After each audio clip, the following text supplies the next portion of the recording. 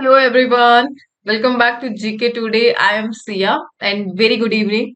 So basically यहाँ पे हम डिस्कस करने जा रहे हैं टॉप 40 इंटरनेशनल करंट अफेयर जो मेजर अपॉइंटमेंट हुई है एज अ पीएम और एज अ प्रेसिडेंट हम उन्हें यहाँ पे डिस्कस करेंगे the famous personalities world level पर एंड कॉन्टिनेंट्स को हम यहाँ पे डिस्कस करेंगे middle east south East Asian countries US जो मेजर पॉलिसीज चेंज हुई है and most of the question ये जनवरी फेब और मार्च के जो करंट अफेयर है वहां से लिए गए हैं स्टार्ट करते and the most important thing all these questions are part of daily 20 MCQ series which is available on GK Today application only. So the first question here on the screen. So Constantine Saulus has been elected as president of which country in Feb 2025? So major appointment as president. So राष्ट्रपति बने the Constantine Saulus और किस country के president ये appoint हुए? And that country is Greece. Greece अभी news में है बिकॉज ग्रीस का जो सेंटोरिनी आइलैंड है वहां पर अर्थक्वेक आया था याद है आपको हमने डेली न्यूज में डिस्कस किया था सो बेसिकली ग्रीस एक यूरोपियन कंट्री है एंड रिसेंटली इनकी पार्लियामेंट ने इलेक्ट करा है कॉन्स्टेंटिन सोलस को एज प्रेसिडेंट 160 वोट इन्हें मिले ठीक है अदर मेजर अपॉइंटमेंट को हम यहाँ पे डिस्कस करेंगे just like Stuart young so Stuart young इन्हें रिसेंटली पीएम अपॉइंट किया गया है and that country is Trinidad and Tobago so Trinidad and Tobago जहां पर इंडिया ने अभी रिसेंटली ह्यूमैनिटेरियन असिस्टेंस को भेजा था वहां के जो पीएम बने दैट इज स्टुअर्ट यंग ठीक है इन्हीं के अलावा जो अदर अपॉइंटमेंट हुई है एज अ पीएम कनाडा के पीएम बन चुके हैं Mark Carney the major appointment as the PM इनका नाम इंपॉर्टेंट है कनाडा के the new PM Mark Carney इसके अलावा बेल्जियम के जो न्यू पीएम बने हैं that is Bart De Wever इन्हें पीएम अपॉइंट किया गया बेल्जियम एंड इसी के साथ जो बेलारूस है उनके प्रेसिडेंट को री इलेक्ट किया गया that is Alexander Lukashenko so Alexander Lukashenko इन्हें री इलेक्ट किया गया as the president of Belarus ठीक है यूक्रेन के प्रेसिडेंट अभी चेंज नहीं हुए हैं उनको रिप्लेस करना इज नॉट इजी उन्होंने खुद ने स्टेटमेंट दिया है सो यूक्रेन के प्रेसिडेंट अभी वही है बट सून जब भी चेंज होंगे हम बिल्कुल डिस्कस करेंगे उन्हें आगे बढ़ते the next slide Recently, the oldest Jurassic bird fossil has been found in which country? So हाल ही में सबसे पुराना जुरासिक पक्षी जीवाश्म इसे किस देश में देखा गया the oldest Jurassic bird fossil and कहाँ पर देखने को मिला चाइना में देखने को मिला चाइना का जो फूजियन प्रोविंस है प्रांत है यहाँ पर ओल्डेस्ट जुरासिक बर्ड को देखने को मिला एक 149 मिलियन ईयर ओल्ड स्पीशीज है यह इसकी ठीक है let's move to the next slide the next question and major appointment में हम डिस्कस कर रहे हैं जोथम नापत इन्हें पीएम अपॉइंट किया गया है और किस कंट्री के अपॉइंट हुए वानुअता के यह पीएम अपॉइंट हुए हैं इनके पिक्चर हम देख लेते हैं that is Jotham नापत and PM बने हैं अनअपोज्ड ठीक है वानुअतु बेसिकली कौन सी कंट्री है ये है साउथ पैसिफिक में लोकेटेड है ऑस्ट्रेलिया और फिजी इसके नेबर कंट्रीज है एग्जैक्टली अगर मैप के थ्रू आपको देखना है वानुअतु को सो यह कुछ इस प्रकार से दिखेगा आपको ओवरऑल जो पैसिफिक आइलैंड कंट्री है उसका पार्ट है वानुअतु ठीक है आगे बढ़ते which two countries are involved in the compact initiative so compact initiative trust initiative इसमें recently India and US involve है so India and US ने इसे initiate करा इसका objective क्या है डिफेंस ट्रेड एंड टेक्नोलॉजी जो टाइज है उसे strengthen करना है between US and India ठीक है The next is which organization launched the Early Warnings for All initiative to protect people from hazardous disaster? So किस संगठन ने लोगों को खतरनाक आपदा से बचाने के लिए Early Warning for All पहल को स्टार्ट करा है and it is initiated by the United nation ने वार्निंग दी है पूरे वर्ल्ड को कि 2027 तक जितने भी डिजास्टर आने वाले हैं उनके लिए आप लोग पहले से ही रेडी हो जाओ और इवन इंडिया की एक रिपोर्ट आई है जिसमें बताया गया है कि डिजास्टर के लिए जो सबसे ज्यादा वल्नरेबल है वो कौन होगी विमेन्स एंड चाइल्ड कैसे हम कल के सेशन में से डिस्कस करेंगे ठीक है आगे बढ़ते दी एमएजीए प्लस और MIGA concept which was seen in news is related to which country so MAGA that is make America great again ये अमेरिका से एसोसिएटेड है and MIGA is make India great again so India US के between the similarity, जैसे recently जब PM Modi गए थे US के visit पर व्हाइट हाउस में, उन्होंने इस स्टेटमेंट को डिस्कस किया था, मीगा एंड एमएजीए, ठीक है। एंड इंडिया एंड यूएस से ये एसोसिएटेड है। इंडिया का जो एम है विकसित भारत 2047, ये बेसिकली सपोर्ट करता है रशिया एंड यूक्रेन के कॉन्फ्लिक्ट को, बट हम न्यूट्रल नहीं है as per the PM Modi. The next question: which organization has launched the campaign Imagine a World with More Women in Science? So एक रिपोर्ट आई, कैंपेन आई, कल्पना कीजिए ऐसी दुनिया जब विज्ञान में सबसे ज्यादा महिला हो। और ऐसे अभियान स्टार्ट करा है किसने? यूनेस्को ने, United Nations Educational Scientific and Cultural Organization. इन्होंने इस कैंपेन को रिसेंटली लॉन्च करा जब 10th एनिवर्सरी सेलिब्रेट की जा रही थी, the international day of women and girls in science, कब? 11th ऑफ फेब को, ठीक है। एज पर द रिपोर्ट जो वुमेन्स है वो 1/3 ऑफ द साइंटिस्ट है, और ओनली 10% हमारा रेशो है जो स्टेम लीडर्स है। स्टेम बेसिकली कौन कौन सी कैटेगरीज है? Science, technology, engineering and mathematics. तो यहाँ पर हमारा केवल 10% रोल है। और इसी को हाईलाइट करने के लिए the campaign imagine a world with more women in science, ठीक है। Let's move to the next question, and that is which two countries launch the trust initiative to boost cooperation in critical mineral in Feb. So trust initiative सबको पता है, India and US ने sign करा है। Overall किस field में sign करा है? क्रिटिकल मिनरल, इसमें कोऑपरेशन को बूस्ट करने में। जो लिथियम है, जहां पर इंडिया की काफी प्रोग्रेस दिख रही है, डेवलपमेंट दिख रहा है, उसमें यूएस हमारी हेल्प करेगा, and that is trust initiative, ठीक है। The next is what is the name of the initiative launched by India and the USA for underwater domain awareness? So underwater domain awareness, the UDA, इसे recently launch करा है India and USA ने। और basically जो ये initiative है इसका नाम क्या है? That is autonomous system industry alliance, ठीक है। So under water domain awareness के लिए एशिया को लॉन्च करा है इंडिया एंड यूएसए ने recently. The next is Caspian Pipeline Consortium, which was seen in news, connects which two countries? So CPC अभी news में रहा, the Caspian Pipeline Consortium, और ये रिलेटेड है with Kazakhstan and Russia.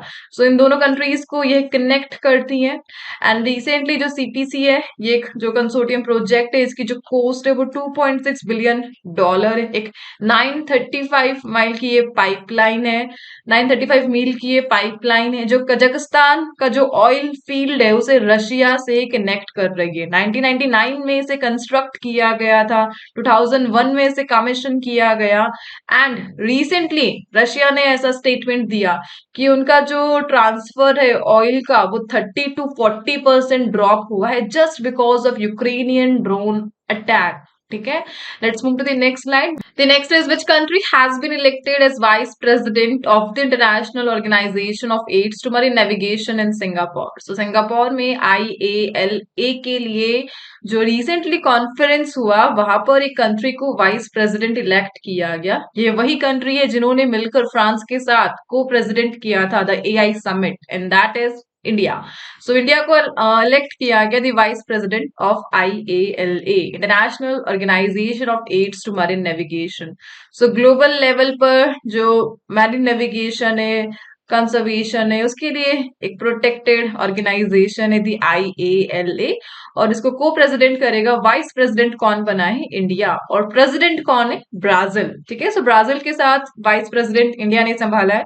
Recently यहाँ पर हमारी टीम गई थी सिंगापुर में इस समिट में, और इसे लेड करा था टीके रामचंद्रन। टीके रामचंद्रन बेसिकली यह है किससे एसोसिएटेड है, किस मिनिस्ट्री से एसोसिएटेड है? Ministry of port, shipping and waterways से एसोसिएटेड है। एंड इसी के साथ 2025 एंड 2027 में मेजर जो कॉन्फ्रेंस है, मीटिंग है, उसे हम होस्ट करते नजर आएंगे, the IALA council meeting and IALA conference in general assembly. Overall IALA that is International Organization of Aids to Marine Navigation, ठीक है। कहां पर इसका हेडक्वार्टर लोकेटेड है? फ्रांस में इसका हेडक्वार्टर लोकेटेड है इस ऑर्गेनाइजेशन का। Let's move to the next question. Which country has joined OPEC Plus in Feb 2025? So OPEC Plus एक अलायंस है, major alliance oil exporting nations का, और इसे रिसेंटली कंट्री ने ज्वाइन करा and that country is Brazil. So Brazil ने join करा OPEC plus को, a group of major oil exporting nation. OPEC plus इसमें टोटल 22 कंट्रीज है जो कि क्रूड ऑयल की सप्लायर से जो मेजर एक्सपोर्टर्स है उनका ग्रुप है द ओपेक प्लस, जिसे ब्राजील ने ज्वाइन किया। The next is recently which country has assumed chairmanship of Bay of Bengal Intergovernmental Organization. So chairmanship Bay of Bengal Intergovernmental Organization इसे कौन संभालेगा? अभी किसके पास थी? बांग्लादेश के पास थी ना। बांग्लादेश की इकोनॉमी का तो अभी कुछ नहीं पता है, बट इंडिया इसे संभालेगा। ठीक है, सो बे ऑफ बंगाल इंटरगवर्नमेंटल ऑर्गेनाइजेशन, इसकी जो चेयरमैनशिप है वो इंडिया के पास आई है। यह बांग्लादेश से इंडिया को ट्रांसफर की गई है। ठीक है, अभी रिसेंटली जो 13th गवर्निंग काउंसिल मीटिंग हुई थी बे ऑफ बंगाल गवर्नमेंटल ऑर्गेनाइजेशन की, कहां पर? मालदीव्स में। यहां पर इंडिया को चेयरमैनशिप दी गई। ठीक है, ओवरऑल इंडिया का जो इनिशिएटिव है विकसित भारत 2047 गोल, उसी के साथ इनकी जो मेजर ये अपॉइंटमेंट हुई है अलाइन करता है। ठीक है, the next is Bangladesh has designated which day as national military martyrdom day. 25 Feb को इन्होंने इस डे को रिकॉग्नाइज किया है national military martyrdom day Bangladesh में। ठीक है, the next is international finance corporation is a private lending arm of which organisation. So यहाँ पर हम एक मेजर ऑर्गेनाइजेशन को डिस्कस कर रहे, that is international finance cooperation. और बेसिकली यह किस ऑर्गेनाइजेशन की एक प्राइवेट लेंडिंग आर्म है, एक निजी ऋण शाखा, वर्ल्ड बैंक की एक प्राइवेट लोन देने वाली आर्म है द इंटरनेशनल फाइनेंस कॉर्पोरेशन। ठीक है, सो रिसेंटली आईएफसी के द्वारा एक स्टेटमेंट आया कि they will not invest in A 40 million dollar loan, जो गुजरात में ये इन्वेस्ट करने जा रहे थे वेस्ट टू एनर्जी प्रोजेक्ट के लिए, but now they will not invest. ठीक है, आईएफसी 1956 में इसे बनाया गया था, हेडक्वार्टर वॉशिंगटन डीसी में लोकेटेड है। ओवरऑल वर्ल्ड बैंक का एक प्राइवेट लेंडिंग आर्म है यह। चलिए आगे बढ़ते। India recently dispatched humanitarian assistance to which country in the wake of tropical storm Sara? So tropical storm Sara ये कहाँ पर आया? यहाँ पर हमने हमारा ह्यूमैनिटेरियन असिस्टेंस भेजा and that is Honduras. So Honduras basically central American country है और यहाँ पर इंडिया की तरफ से गया है 26 tonne of humanitarian aid to Honduras. और हॉन्डुरस में रिसेंटली कौन सा ट्रॉपिकल स्टॉर्म आया? That is Sara. ठीक है, दोनों क्वेश्चन हम कवर कर चुके हैं, tropical storm Honduras and humanitarian assistance from India. The next is the Tea Horse Road connected China with which two major regions. So major route news में रहा, that is the Tea Horse Road, और basically India and China के between एक major trade route है यह, जो हमारा चाय का व्यापार है, हॉर्सेस का व्यापार है, वो मेजर इसी रूट से फॉलो होता है। ठीक है, काफी अच्छे से हमने इस क्वेश्चन को डिस्कस किया था रेगुलर सेशन में। एंशिएंट रूट है overall China, Tibet and India के बिटवीन। चलिए आगे बढ़ते।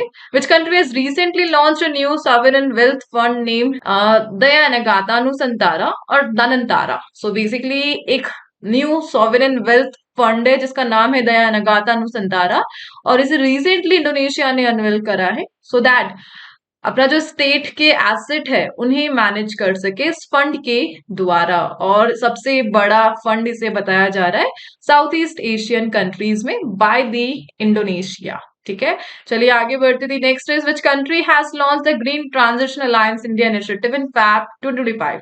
सो major initiative GTAI, the Green Transition Alliance India, और इसे रिसेंटली इनिशिएट करा गया कहां पर? डेनमार्क। सो डेनमार्क कंट्री ने लॉन्च करा the Green Transition Alliance India initiative. इसका मेन ऑब्जेक्टिव क्या है? डेनमार्क और इंडिया इन दोनों के बिटवीन सस्टेनेबल एनर्जी के जो फील्ड है उसमें कोऑपरेशन को बूस्ट करना है। ठीक है, आगे बढ़ते दी। Next is which country has launch the Zhongxing 10R satellite recently. So satellite name से ही आइडिया लग रहा है किस कंट्री ने इसे लॉन्च करा है। सो बेसिकली इसे लॉन्च करा है चाइना ने। And what is the name of the new immigration initiative introduced by US president? और रिसेंटली यूएस ने कौन सा इमिग्रेशन इनिशिएटिव इंट्रोड्यूस करा कि आप लोग हमें इतना सारा पैसा दीजिए हम आपको हमारी कंट्री में बुला लेंगे, कोई भी डुमकी रूट आपको यूज करना नहीं पड़ेगा। And that is gold card. So Donald Trump ने अनाउंस करा the gold card, $5 million immigration initiative for US citizenship. US citizenship मिलेगी, ग्रीन कार्ड मिलेगी, बस $5 million का आप इन्वेस्ट करिए यूएस की इकोनॉमी में। डुमकी रूट आपको नहीं चाहिए उसके लिए। The next is Mount Fintale that was recently seen in news due to volcanic eruption is located in which country? So Mount Fintale recently यहाँ पर प्लूम्स देखने को मिले थे। कहाँ पर यह लोकेटेड है? इथोपिया में लोकेटेड है। और जो मीथेन गैस है इसके प्लूम्स यहाँ पर देखने को मिले 31 जनवरी को।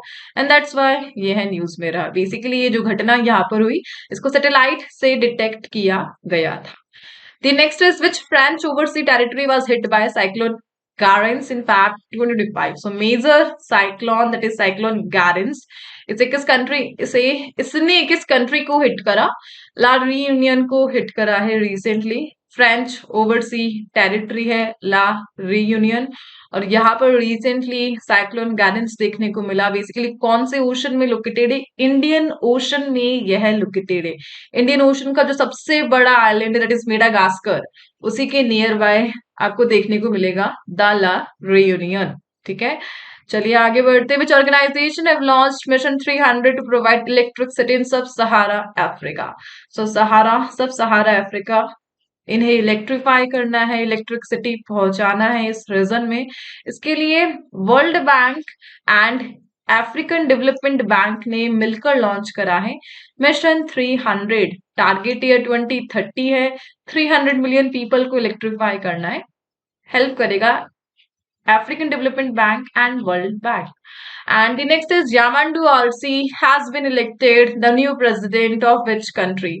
So recently appointment as the president and that personality is Yamandu Orsi and इन्हें अपॉइंट किया गया उराग्वे के द प्रेसिडेंट। ठीक है, चलिए आगे बढ़ते। दी next question, what is the valleys line recently highlighted in news? So valleys line हम यहाँ पे पढ़ रहे कि क्या है जो रिसेंटली न्यूज में रहा। एंड आंसर इसका option number B, an invisible boundary separating the eco zones of Asia and Australia. So Asia and Australia के बिटवीन एक इनविजिबल बाउंड्री है, यह द वैलिस लाइन। ठीक है, आगे बढ़ते। Which country has officially declared English as its national language in March 2025? So recently United State ने declare करा है इंग्लिश को as the national language. Golden dome is a missile defence programme of which country? So golden dome missile defence system, और इसे recently किसने build करा है? US. So US is developing the golden dome missile defence system, जो कि जितने भी missile threat है उसके अगेंस्ट में काम करेगा। एक प्रोटेक्शन लेयर है यह जो यूएस को प्रोटेक्ट करेगी, basically Israel. Statement by the US. चलिए आगे बढ़ते। Which country recently quit the convention on cluster munition banning cluster bomb? So recently CCM एक कन्वेंशन है, एक संधि है, एक ट्रीटी है, एक कंट्री इससे निकल चुकी है। इंडिया इसका मेंबर नहीं है, इंडिया ने कभी इसके लिए रिएक्ट ही नहीं करा, न्यूट्रल रहा इंडिया। और बेसिकली लिथुआनिया जो कि एक बाल्टिक नेशन है, वो सीसीएम का पार्ट नहीं रहा। अब उन्होंने the convention on cluster munition इसके इस ट्रीटी से अपना हाथ पीछे हटा लिया है। बेसिकली लिथुआनिया एक बाल्टिक नेशन है, इन्हें डर है कि फ्यूचर में रशिया हम पे अटैक करेगा तो हम उनके अगेंस्ट में जो एटॉमिक बॉम्ब है वो यूज नहीं कर पाएंगे, बिकॉज हमने ये ट्रीटी साइन करी हुई है। ये ट्रीटी हमें बांधती है कि हम बॉम्ब यूज नहीं कर सकते, बट इन्होंने इस ट्रीटी से ही अपना हाथ पीछे ले लिया। Now they can use the atomic bomb against the against the Russia, sorry not US. चलिए आगे बढ़ते। Mark Carney has recently became the PM. Question के स्टार्टिंग में डिस्कस किया था मार्क कार्नी, एंड यह रिसेंटली कनाडा के न्यू पीएम बने हैं। ठीक है, ट्रूड्रो जस्टिन ट्रूड्रो उनको रिप्लेस करके the new PM of Canada that is mark Carney. अभी रिसेंटली कनाडा के जो इलेक्शंस इन्होंने जीते। ठीक है, which three countries have recently conducted the joint naval drills called maritime security belt 2025 in the Middle East? So Middle East में एक नौसैनिक अभ्यास हुआ that is maritime security belt, और इसे recently China, Iran and Russia ने conduct कराया है। ठीक है, गल्फ ऑफ ओमान में हुआ था यह। Near the straight of Hormuz. Straight of Hormuz जो कि एक मेजर रूट है, जितना भी ऑयल का व्यापार है स्ट्रेट ऑफ हॉर्मुज के थ्रू होता है गल्फ कंट्रीज का। एंड यही गल्फ ऑफ ओमान के near by China, Iran, Russia ने ये जो एक्सरसाइज है मैरीटाइम सिक्योरिटी बेल्ट से कंडक्ट कराया। चलिए आगे बढ़ते थे next question. China recently deploy large phase अरे रेडार। किस कंट्री के बॉर्डर के अलोंग साइड? म्यांमार के अलोंग साइड इन्होंने लगा दिया एक रडार सिस्टम, सो दैट जितनी भी बैलिस्टिक मिसाइल से उन्हें ये ट्रैक कर सके, डिटेक्ट कर सके।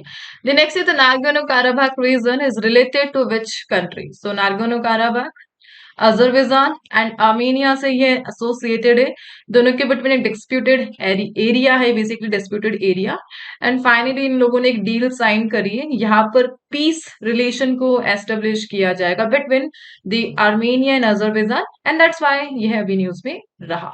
चलिए आगे बढ़ते हैं। Which of the following countries are a member of the five eye alliance? Five eye alliance के मेंबर कंट्रीज कौन है?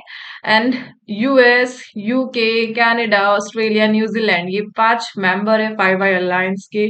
बेसिकली यूएस की जो फॉरेन पॉलिसीज है उसमें काफी चेंजेस देखने को मिल रहे हैं। रशिया पॉजिटिव है, कनाडा को 51st स्टेट बनाया जाएगा as per the Donald Trump statement, and that's why five eyes alliance के जो मेंबर्स हैं उनमें अनस्टेबिलिटी है कि यूएस की पॉलिसीज हमें खतरा कर सकती है in future. That's why five eye alliance अभी न्यूज में रहा था। The next is what is the name of the initiative launched by UN Secretary General to improve efficiency and cost effectiveness within the UN? और recently इसके लिए UN 80 initiative को launch किया। UN के जो सेक्रेटरी जनरल है Antonio Guterres, इन्होंने launch करा था यूएन 80 इनिशिएटिव, सो दैट जो यूनाइटेड नेशन है उनकी एफिशिएंसी एंड कॉस्ट इफेक्टिवनेस को इम्प्रूव किया जा सके। रिसेंटली यूएन ने सेलिब्रेट करा, बेसिकली यूएन की स्ट्रैटेजी है अपनी 80th एनिवर्सरी पर यूएन 80 को इंट्रोड्यूस करना। The next is Stuart young, recently अभी हमने डिस्कस करा त्रिनिदाद एंड टोबैगो के ये पीएम बने हैं। The next is where is the headquarter of IAEA, the International Atomic Energy Agency? इसका जो हेडक्वार्टर है वो वियना ऑस्ट्रेलिया में लोकेटेड है। सो रिसेंटली जो आईएई है इन्होंने इंडिया की प्रशंसा करी, इंडिया को प्रेज करा है just for India's nuclear sector, and that's why ये न्यूज में रहे थे। इंडो पैसिफिक ओशन इनिशिएटिव, इसे किस कंट्री ने लॉन्च करा है? इंडिया ने लॉन्च करा है the IPOI, Indo Pacific ocean initiative, so that Indian ocean, Pacific ocean, यहाँ पर रीजनल पीस एंड स्टेबिलिटी को प्रमोट किया जा सके। ठीक है, let's move to the next slide. The next is नेतंबू Nandi निदथवा, इन्हें फर्स्ट फीमेल प्रेसिडेंट बनाया गया किस कंट्री के? And that country is Namibia. काफी इंपॉर्टेंट अपॉइंटमेंट है, इनकी इमेज हम देख लेते हैं एक बार। तो रिसेंटली इन्हें अपॉइंट किया गया नामीबिया की द फर्स्ट फीमेल प्रेसिडेंट। ठीक है, आगे बढ़ते the next question, the last question. So basically 39 question ये है हमारे डेटा में, एंड यहाँ पर एंड करते हैं हम इस सेशन को। होप रिवीजन हो गया है आपका इंटरनेशनल करंट अफेयर का। मिलते हैं नेक्स्ट टॉपिक के साथ। Till then please do revision and take care, and thank you for watching.